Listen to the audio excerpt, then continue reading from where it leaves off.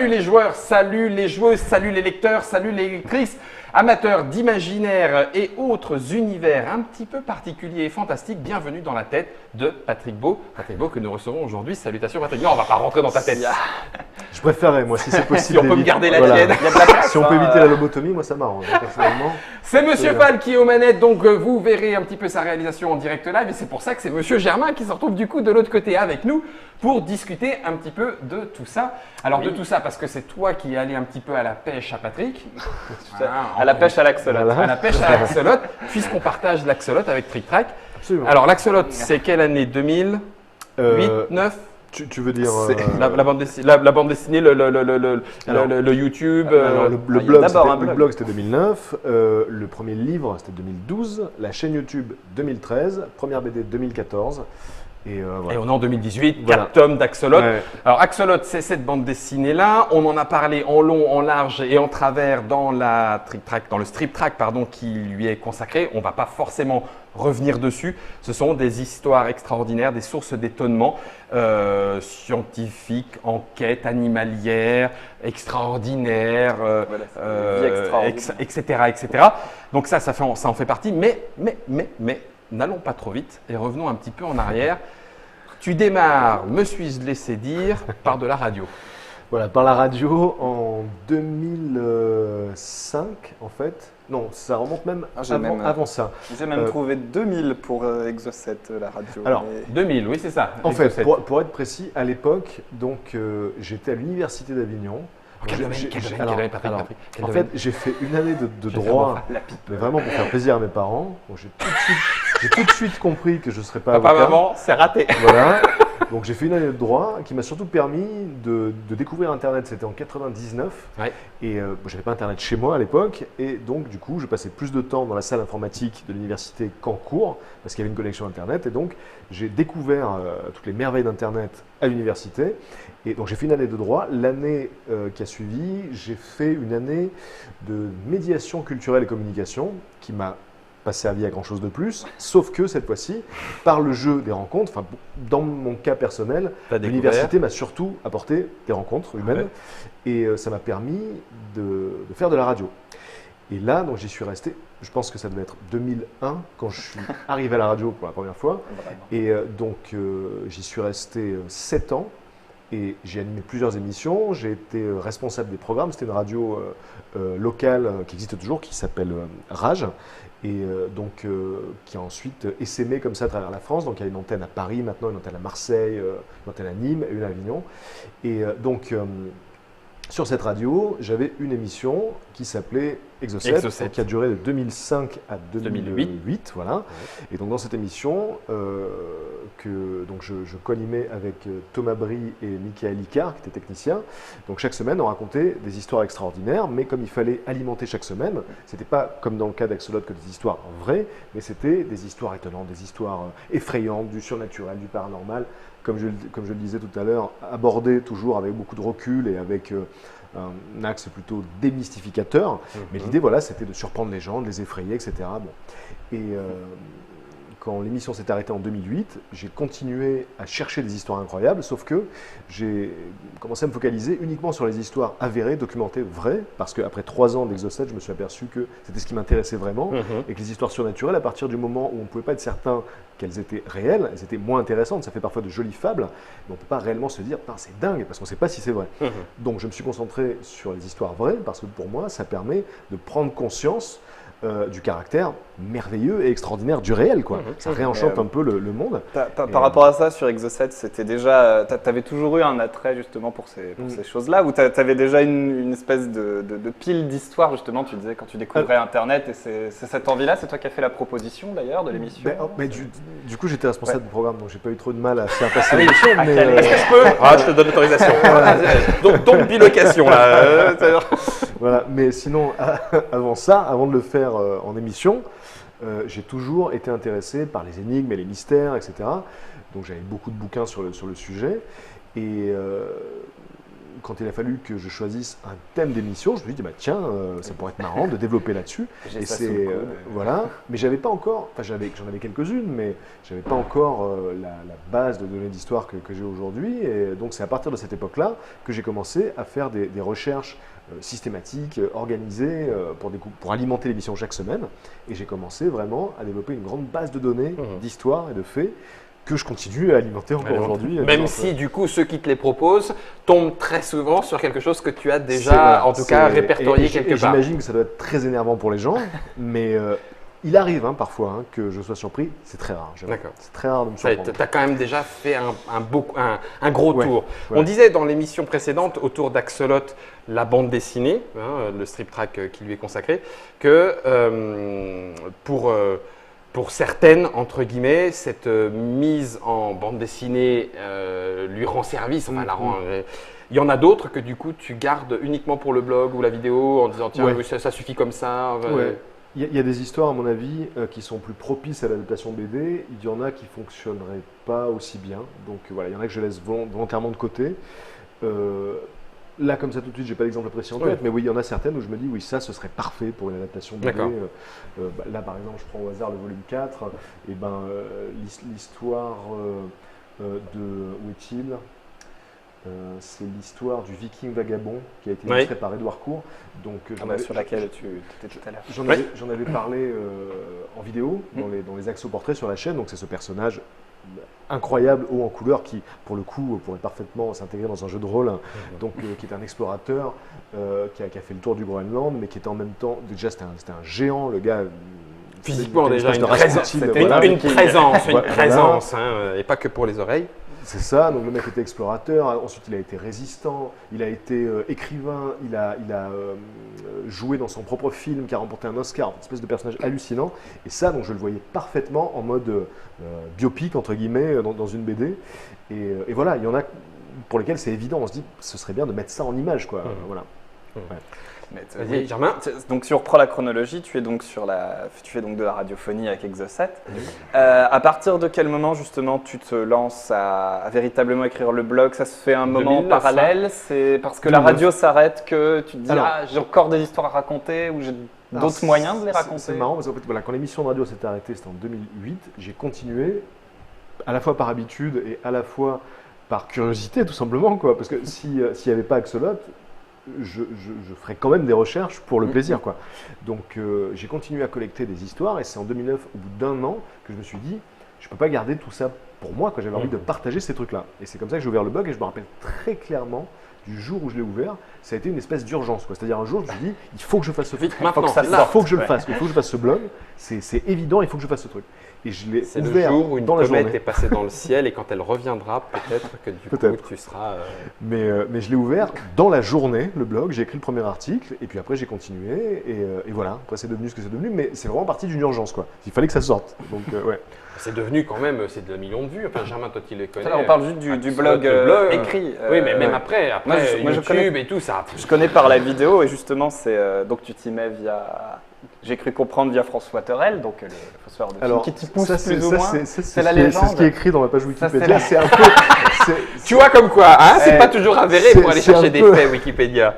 C'est un peu romancé, on va dire. Mais ce qui s'est passé, c'est que donc avec François, on s'est rencontrés en 2011 à peu près. François, moi je le connais pas. Alors François Terrel, il anime la chaîne du Fossoyeur de films, donc il fait des chroniques cinéma. Pour moi, c'est la meilleure chaîne de cinéma sur YouTube. Et enfin, c'est un avis personnel, je ne veux fâcher personne. Et donc, on s'entend très très vite. Et en 2012, on décide de se mettre en colocation tous les deux, donc à Avignon. C'était à la fin de l'année 2012. Et lui avait envie de faire de la vidéo, donc c'était quelque chose qui lui trottait dans la tête. Il ne savait pas encore exactement ce qu'il allait faire professionnellement, donc il avait eu un doctorat, mais il ne savait pas encore ce qu'il voulait faire réellement. Donc il avait une année comme ça de flottement où il pouvait explorer des choses. Et donc il s'est dit, je vais faire de la vidéo. Mais ce qui est marrant, c'est qu'au départ, il voulait d'abord faire de la musique sur sa chaîne. Et c'était censé être une chaîne musicale. C'est pour ça que le nom de la chaîne, c'est Dead Watts. C'est son projet musical. Et non pas Le Fossoyeur de film, qui est vraiment devenu le succès de la chaîne. Donc, il commence ça en octobre 2012, à peu près. Et voilà, donc il a enregistré ça dans sa chambre. C'était À côté de toi. Voilà, ben, moi, oui, j'étais à 3 mètres. Ouais. Et c'était les débuts, on va dire, du YouTube vulgarisateur, quoi. Parce qu'à cette époque-là, donc c'était en 2013, il y avait énormément de chaînes humoristiques avec des sketchs, Pas mal de jeux des vidéo gamers, machin, etc. Mais il y avait encore assez peu de contenu à viser plutôt culturel ou vraiment très écrite.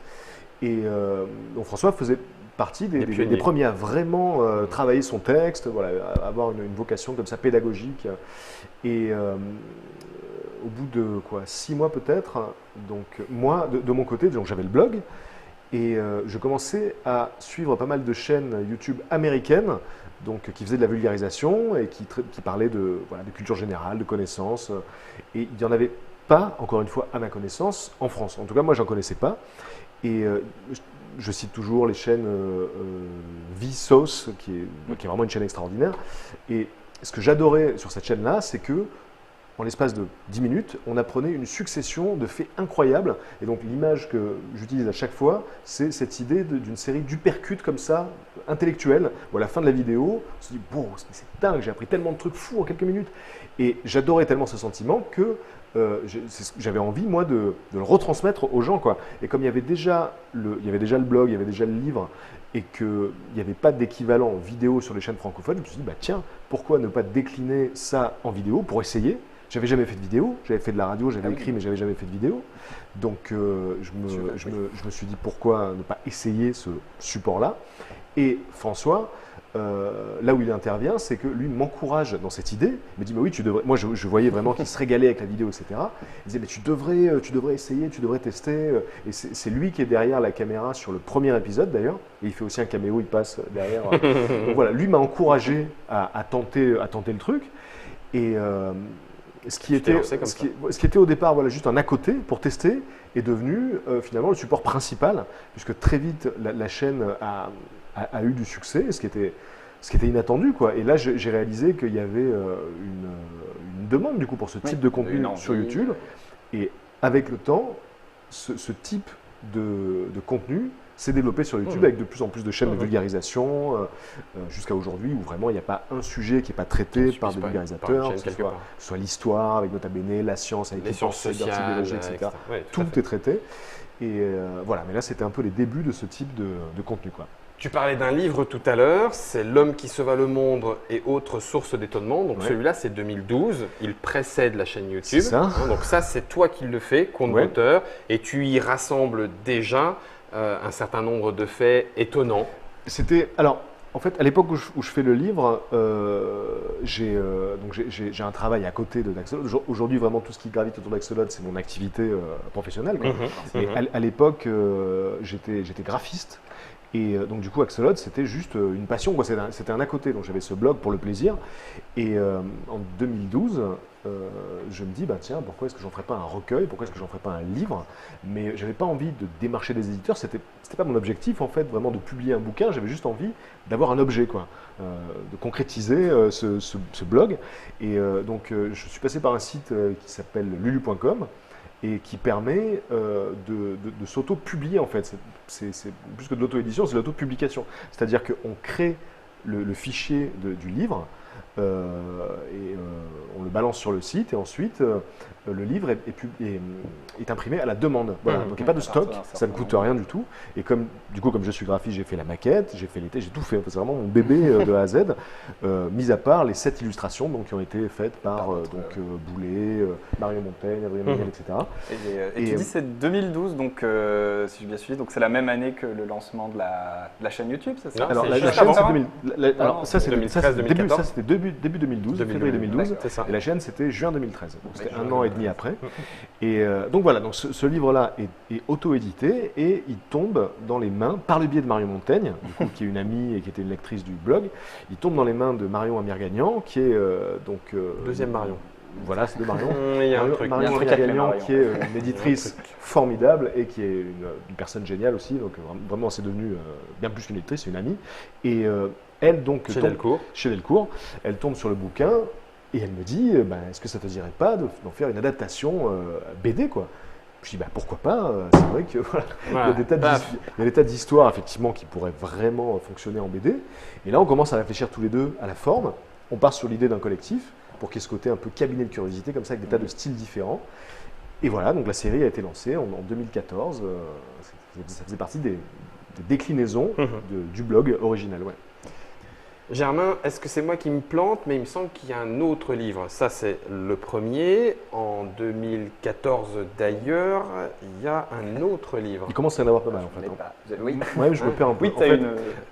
Vas-y, voilà. Oui, pardon, non, mais c'est que du coup, c'est vraiment une espèce de période où tu commences à développer plein de façons aussi de t'exprimer.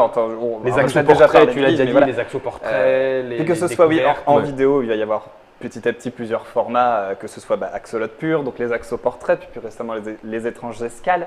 Mais voilà, tu aimes bien aussi du coup utiliser d'autres médiums, que ce soit le livre, la bande dessinée. Le reportage presque. T'as aussi une envie cinématographique. Quel besoin, quelles envies t'amènent aussi un petit peu à tous ces médiums? C'est une envie d'y toucher, c'est sur le moment, vraiment, c'est le je hasard. vis, il faut bien que je mange, c'est ça, mais c'est vrai aussi. Je me renouvelle. Pour le coup, je crois que c'est le même moteur que pour le reste, c'est vraiment la curiosité, quoi. C'est l'envie d'essayer différents supports, différents formats, en sachant que voilà, chaque support, chaque moyen d'expression a ses propres codes, a ses propres avantages, a ses propres forces. Voilà, on n'exprime pas les choses de la même manière dans une bande dessinée que dans un livre, que dans une vidéo. Et donc c'était une manière aussi de diversifier un peu l'arsenal pour délivrer différentes émotions, différentes mises en scène. Quand j'écrivais le blog, il n'y avait pas toute la dimension visuelle forcément qu'il peut y avoir et dans la BD et dans la vidéo. La vidéo permet d'amener aussi le travail sur le son, sur le montage. Donc on peut amener une atmosphère. Voilà, donc tout ça constitue autant d'outils différents pour véhiculer toujours ce sentiment d'émerveillement, d'étonnement. Et voilà comment ça s'est fait, quoi. Et pour répondre à ta question sur le livre en 2014, c'est en 2014 que sort aussi donc chez Arg, donc qui était cette revue qui n'existe plus aujourd'hui, mais qui était une revue comme ça qui réunissait des tas d'artistes un peu underground, qui était vraiment très très chouette. Chez Arg, donc on publie un petit recueil qui s'appelle donc c'est 20 inconnus au destin extraordinaire. 20 inconnus au destin extraordinaire. Dont vous n'avez jamais entendu parler. Et en fait, ça c'est une série de portraits que j'avais publié sur le site de Arg, donc j'en faisais un par semaine, il me semble, ou un par mois. Et donc on fait ce recueil avec 20 portraits. Et donc le bouquin aujourd'hui n'existe plus, il est en rupture, il n'a pas été réédité. Mais enfin donc c'est pour ça que… Arg. Merci Germain, tu m'ôtes les mots de la bouche. Il ressortira… Alors, merci Patrick. Le truc c'est que à cause de ça, il y a certaines personnes sans scrupules qui vendent le livre à prix d'or, 200, 500 euros sur Amazon et tout ça. Donc ça c'est une arnaque, ne le faites pas. Je ne peux pas empêcher ces gens de le faire, mais vraiment, je ne cautionne pas du tout le truc. Et on s'est posé la question avec donc Pierry, qui était le créateur de Arg, de le rééditer.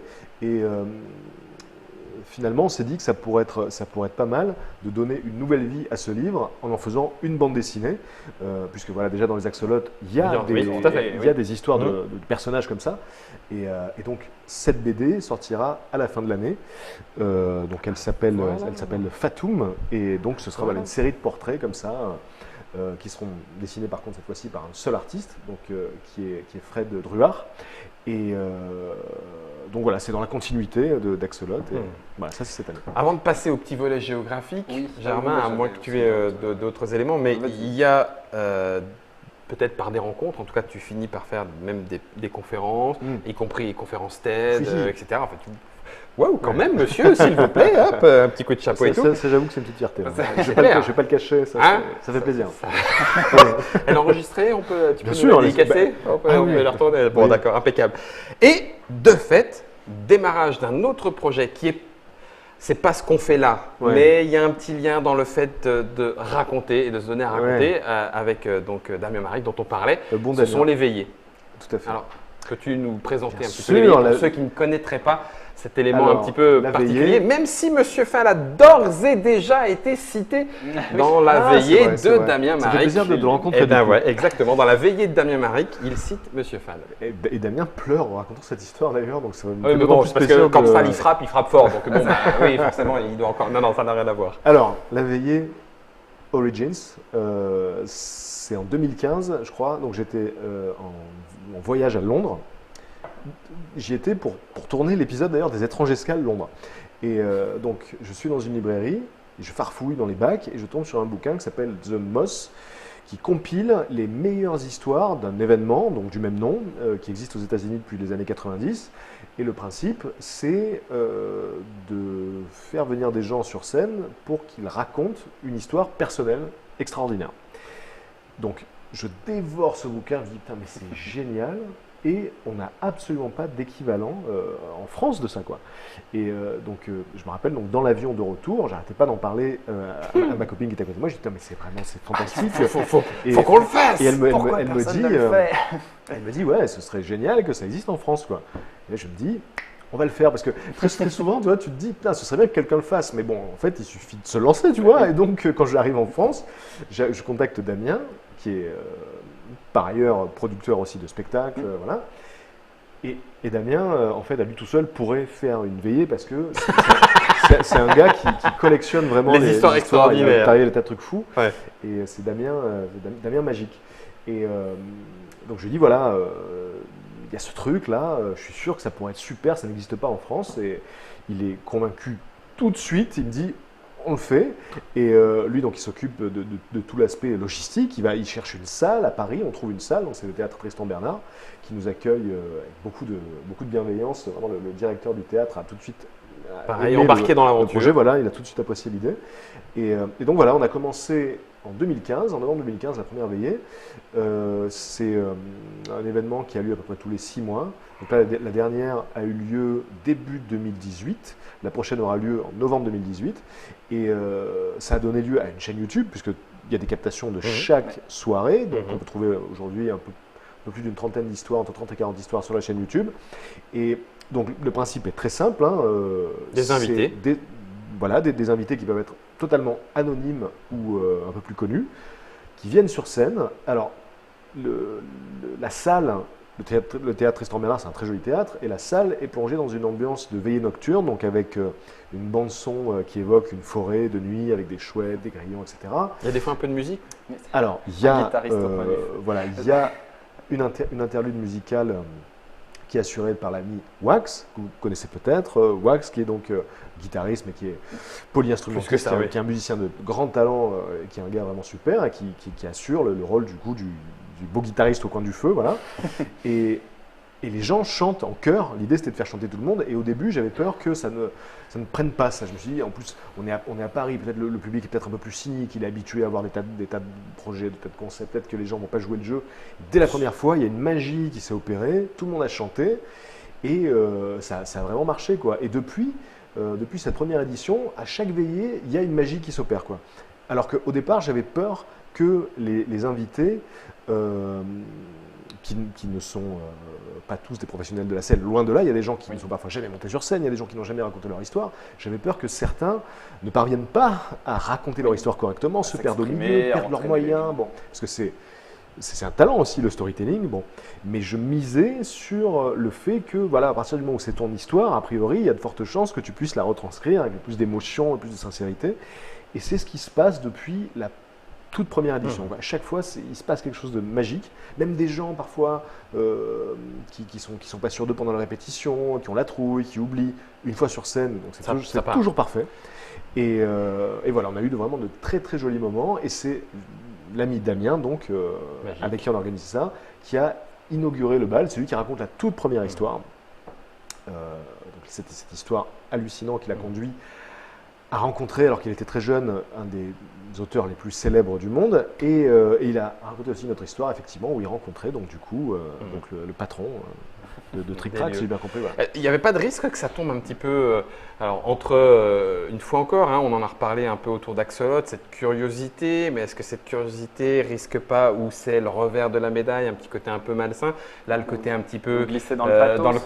Voilà, j'allais dire glisser dans le pathos, ou côté un peu salut les terriens, striptease, un peu waouh, grand succès, regardez, on va vous montrer l'intérieur de l'être humain et ça va vous faire du bien. Est-ce qu'il n'y avait pas ce risque-là? Alors, c'est une fine ligne, et il y a justement une espèce de ligne éditoriale justement qui s'est dessinée avec le temps. Déjà, la règle avec Damien, c'est que si on valide pas tous les deux une histoire, elle n'est pas sélectionnée. Et on a lancé un site internet pour que les gens nous soumettent leurs histoires par le biais d'un formulaire. Et donc ça, au début, ça n'a pas du tout fonctionné parce que les histoires qu'on recevait, soit n'étaient pas si intéressantes que ça, J'ai peur. soit c'était clairement du mytho, soit J'ai mangé ma frangine. des trucs où vraiment tu sens que c'est n'importe quoi, soit c'était justement trop triste, ou trop pathétique ou trop horrible, et c'est vraiment pas l'idée. Donc la ligne en fait de la veillée, avec le temps, c'est des gens qui ont vécu des choses extraordinaires, inattendues, surprenantes, parfois difficiles. Parfois c'est des gens qui ont traversé les épreuves, mais qui ont toujours tiré quelque chose de positif, qui leur a donné une force, etc. Mais vraiment, on prend soin, en tout cas, de ne jamais tomber dans quelque chose qui relèverait justement du racoleur ou quoi. Il y a certaines histoires qui sont plus dures que d'autres, mais il y en a une qui me vient à l'esprit en particulier, qui pourrait être taxée de ça, genre c'est du racolage, machin. Mais vu la nature de l'intervenant, moi je savais que ce ne serait pas ça. C'est donc l'histoire de Balak, donc le dessinateur de Last Man, qui était venu pour raconter son expérience des attentats du Bataclan, donc il était présent dans la salle ce soir-là. Et en fait, moi, donc, j'ai découvert qu'il était présent dans la salle quelques jours après les attentats, parce que donc on est potes avec Balak, et donc il avait posté sur Facebook une annonce en disant vous inquiétez pas, ça va. Bon. Et là, je me dis tiens, il a vécu ça quoi. Et les mois passent, et le connaissant, je savais que s'il venait parler de ça, il tomberait pas dans le travers justement du pathos du larmoyant, parce qu'il n'est pas du tout comme ça. Ce gars-là, c'est l'inverse de ça. Et je me disais voilà. On entend un discours qui est absolument terrible sur ces histoires. On entend systématiquement les mêmes détails sordides, etc., atroces. Et je me disais que peut-être Balak aurait un autre regard là-dessus. Et effectivement, c'est ce qui s'est passé. Il est venu parler. Il n'a pas du tout voulu s'étendre sur l'horreur, parce qu'on avait déjà assez entendu. Et il s'est concentré sur ce qu'il avait tiré, paradoxalement, ça peut sembler incroyable, mais de positif de cette histoire. Puisque à l'époque, lui, il était assez désabusé par rapport à la nature humaine. Et donc, ce qu'il a retenu de ce truc-là, c'est que malgré l'horreur, il a assisté à de l'altruisme pur et désintéressé. Il a vu des gens se sacrifier pour en aider d'autres. Et il s'est dit, oh, ok, ça existe vraiment, quoi. Et voilà, donc il est venu raconter ça. C'était très émouvant parce qu'il voulait surtout pas verser une larmichette ou quoi. Et voilà. Donc il l'a, oui. Là pour le coup, c'est bien l'avers de la médaille et non pas le revers qui est mis en avant dans cette partie-là, dans les veillées. Je vais me tourner vers Germain pour l'autre partie. Il n'y a pas que Axolot, la bande dessinée, les faits extraordinaires, la vie sexuelle des animaux. Non, je le dis parce qu'il s'en fait partie aussi. Il y en a deux ou trois. Je me suis dit, je vais lui poser la question. Il y a un problème avec la vie sexuelle des animaux. Il y en a deux ou trois, mais non, on va quand même pas s'arrêter là-dessus. Il n'y a pas tant que ça. Les histoires incroyables. Cela ne nous regarde pas. Les supercheries, les destins extraordinaires d'inconnus.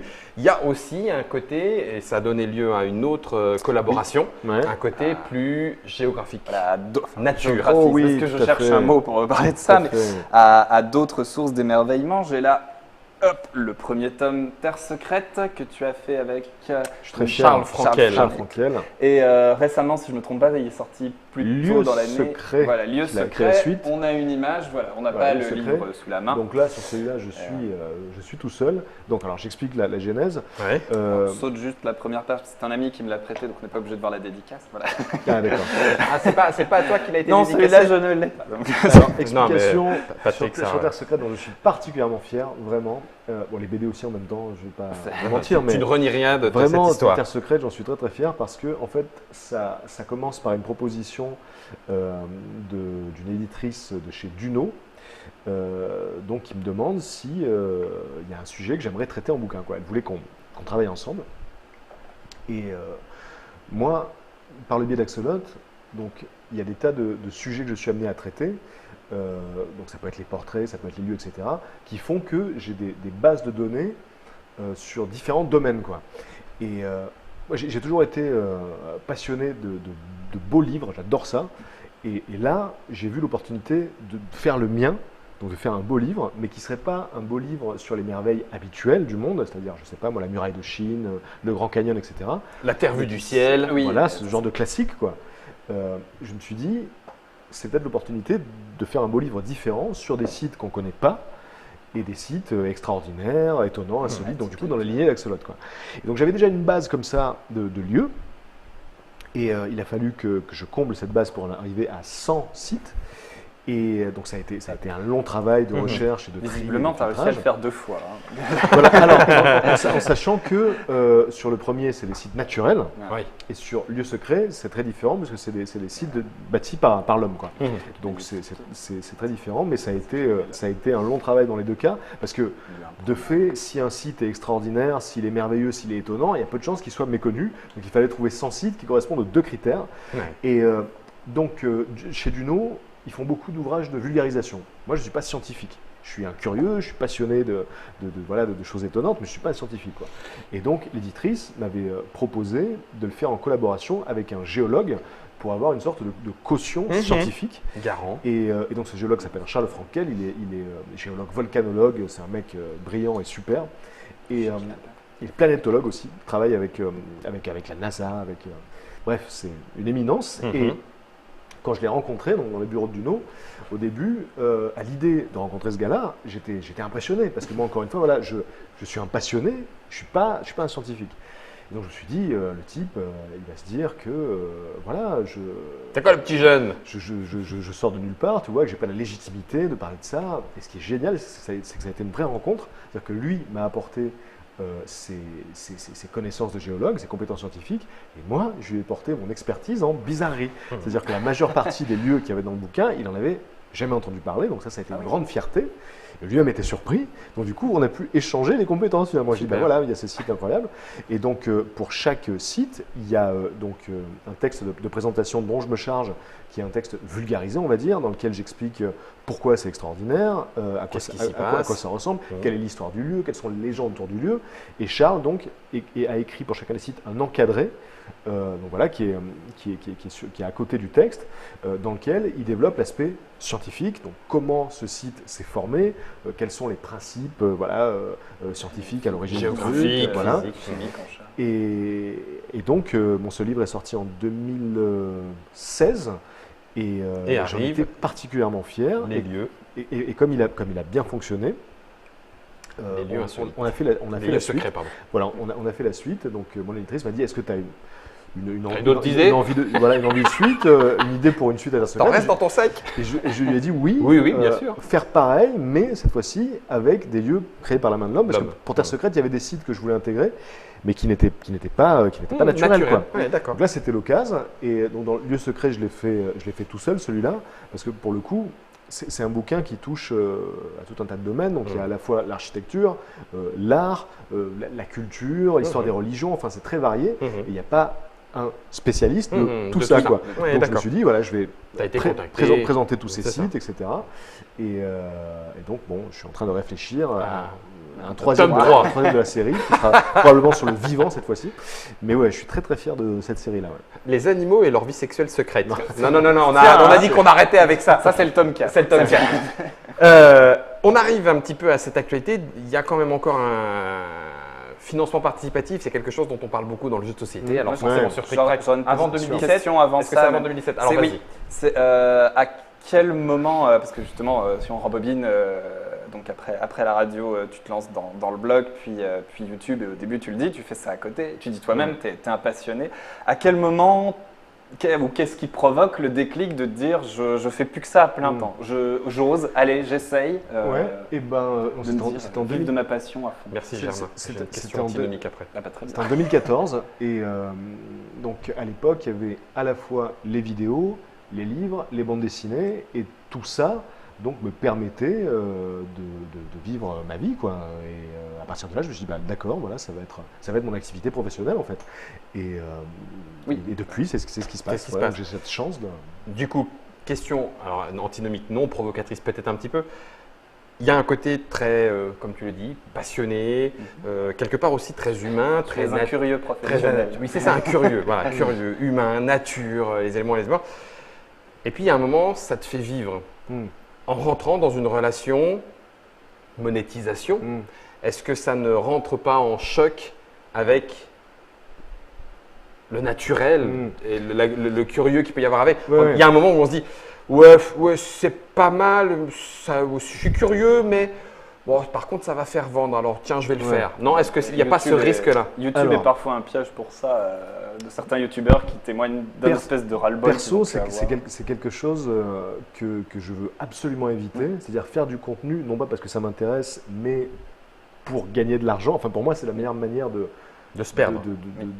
De faire du mauvais contenu, en fait. Je vois, si la seule motivation est financière, il y a peu de chances que la passion motive le truc, quoi, et ça se sent en général. Et sur la chaîne YouTube, enfin, je pense que la chaîne, justement, est assez emblématique de ça, parce que je poste très peu de vidéos, je fais des vidéos quand j'en ai envie, quand je trouve un sujet qui me plaît, et j'ai jamais fait de vidéo pour faire de vidéos. Sinon, voilà, justement, je gagnerais beaucoup plus d'argent avec la chaîne YouTube.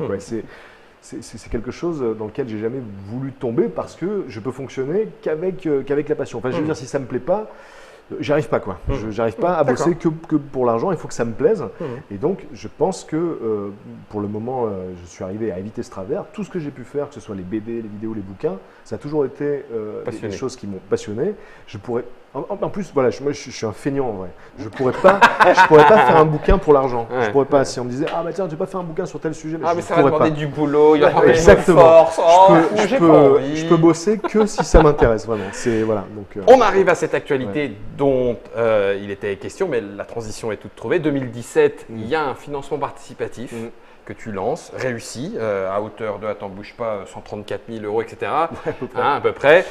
Histoire de lancer des projets un petit peu plus coûteux, mais qui du coup te passionnent à nouveau et qui incluent du voyage. C'est en cours, c'est maintenant, là, puisque ça a été réussi, c'est que ça va arriver. Alors à l'origine, il y a un format sur la chaîne qui s'appelle Les Étranges Escales, donc que j'ai lancé en 2014 à peu près. Donc le premier épisode c'était à New York et ça part à l'origine d'un voyage à New York avec ma compagne. Et quelques mois avant de partir, je me dis ce serait peut-être l'occasion de faire une vidéo consacrée à la ville, quoi. Peut-être explorer justement les curiosités qu'on ne connaît pas. New York, tout le monde connaît les clichés, la Statue de la Liberté, l'Empire State Building, mais il y a sûrement des tas de trucs qu'on ne connaît pas. Donc je commence à faire des recherches. Et puis finalement, je me dis, ouais, mais il y a un super sujet de vidéo, quoi. Donc on part là-bas, voilà, avec du matériel, caméra, etc. On tourne le premier épisode, donc avec ma compagne derrière la caméra et tout ça. Je poste l'épisode. Et ça plaît aux gens, donc on a enchaîné ensuite avec l'épisode sur Londres. Et c'est vraiment un format qui est aussi passionnant à faire qu'à vivre, quoi, parce qu'il y a un travail de recherche en amont qui est vraiment passionnant. Et ensuite, sur place, ça permet d'explorer la ville différemment, quoi. Et le truc, c'est que forcément, c'est un format qui est plus coûteux que les autres, parce que ça implique de se déplacer, ça implique l'hébergement, etc. Bref. Donc pendant à peu près 2 ans comme ça, il y a eu plusieurs entretiens avec des chaînes de télévision notamment qui étaient intéressées par le concept. Mais comme c'est le monde de la télé, on me demandait de me soumettre à certains compromis marketing, y avoir du rendement en plus, j'imagine. Visiblement, c'est pas ton style. Vraiment, on sent d'emblée que ça va coincer dans l'engrenage. En plus, quand on a goûté à la liberté d'Internet, c'est pas possible de dire, ah bah oui, alors je vais le faire comme ça, avec une plume dans le cul, avec le sponsor de tel machin, truc. On me demandait des trucs, il faut changer la forme, il faut le faire comme ci, comme ça. Enfin bref, ça m'a saoulé tout de suite. Donc ça ne s'est pas fait. Et finalement, donc avec l'équipe avec laquelle je travaille depuis 4 ans maintenant, c'est le Pandora Création. donc qui est devenue une société de production qui se trouve à Avignon. En fait, c'est une espèce de pôle culturel, c'est un cinéma à la base qui est tenu par des amis, et il y a aussi un pôle création. Donc les vidéos de François, justement le faussaire de films, sont également produites au sein de cette structure-là. Donc ça fait à peu près, voilà, il y a beaucoup de chaînes comme ça, et donc on travaille ensemble depuis à peu près 4 ans. Et on s'est dit ensemble, voilà, puisqu'on n'arrive pas à trouver une chaîne qui va lui prendre le truc tel quel, et ben on va le financer nous-mêmes. Et en fait, on s'est retrouvé avec un budget qui est supérieur à ce qu'on aurait obtenu si on avait eu le financement d'une chaîne de télé. Et donc, en plus, on a une liberté absolue. Les gens savent que ce qu'ils voient, c'est exactement ce que j'avais imaginé au départ et que c'est pas dicté par tel annonceur ou tel producteur ou tel machin. Je fais exactement ce que j'avais imaginé. Ouais. Et voilà. Et donc, on a pu financer une saison de 7 épisodes qui est en cours là, de tournage. Là, on a tourné 6 épisodes. Il y en a 2 qui ont été diffusés, donc c'est fait en flux tendu, quoi. Il y a vraiment recherche, écriture, tournage, montage, diffusion, et donc à l'issue de cette première saison, il y aura donc une version livre aussi, en mode carnet de voyage, avec des petits trucs inédits, tout ça, qui sortira aussi chez Duno d'ailleurs, ça c'est en préparation. Ce qui fait que quand on filme les vidéos, on prend aussi des photos, voilà, pour préparer le livre. Et voilà, et donc du coup pour la 2e saison, là, on est dans le futur, on est dans ton futur, voilà, toi. Ce sera vraisemblablement en 2019. Donc, ce sera plus du financement participatif, puisque entre-temps, le CNC, par exemple, donc, il y a lancé CNC Talent pour aider les en fait, ce que le CNC fait depuis des années avec la télé, avec le cinéma, etc., maintenant, ils le font aussi avec Internet. Donc, on peut déposer des dossiers pour demander des aides. Et donc, on essaiera de passer par un système d'aide, tout simplement, comme si on voulait monter un film, sauf que ce sera pour Internet. Et voilà, donc c'est le projet. Ça, c'est ton futur. Ouais. Ton futur avec donc des livres, de nouvelles histoires étonnantes, passionnantes et extraordinaires, les voyages, bref, quoi qu'il en soit, Axolot, d'une façon ou d'une autre, en tout cas Patrick, tu vas continuer tes pérégrinations, tu vas continuer de t'étonner. Justement par rapport à ça, tiens, si j'ai une petite question, du coup, est-ce qu'il y a d'autres médias ou médiums que tu n'as pas encore essayé et qui t'intéresseraient, sur lesquels tu veux te lancer? Là, on est dans le jeu de société, voilà, mais d'autres choses, j'en sais rien. Vraiment, cinéma, un jeu de rôle. J'ai envie d'essayer le plus de trucs possible. Donc là, pour l'instant, il y a eu donc la radio, l'écrit, la vidéo, il y a aussi la scène avec la veillée. Moi, je suis fan de jeux vidéo, donc pourquoi ne pas imaginer quelque chose qui se rapproche de l'univers d'Axolot. La mascotte est très cool, donc elle est animée par Thomas Lecourt, donc qui est un super graphiste, c'est lui qui a fait le générique des vidéos. Et j'imaginerais parfaitement donc la mascotte dans un univers de jeux vidéo. Pourquoi pas un jeu de plateau? Enfin, voilà, je m'intéresse à des tas de choses, donc pourquoi ne pas décliner cette idée de curiosité, d'étonnement à différents supports? Je suis vraiment fermé à rien, donc on verra ce que demain nous réserve. De quoi l'avenir sera fait. En tout cas, nous sur Trick Track, l'Axolot de Trick Track était ravi de t'accueillir. Toi, l'Axolot de la découverte et de l'émerveillement. Merci beaucoup, Patrick, pour toute cette histoire. Merci à vous. Merci, Germain, parce que du coup, c'est vrai que toi, tu connaissais côté YouTube et tout, et tu nous as attiré le regard, enfin, genre comme ça. Guillaume, regarde par là. Ah, d'accord, ok. C'est-à-dire que quand on parlait de BD dont on voulait parler, à un moment, je fais j'aimerais bien parler d'Axolot. Qui parlerait mieux d'Axolot que Axolot lui-même, enfin que Patrick en l'occurrence.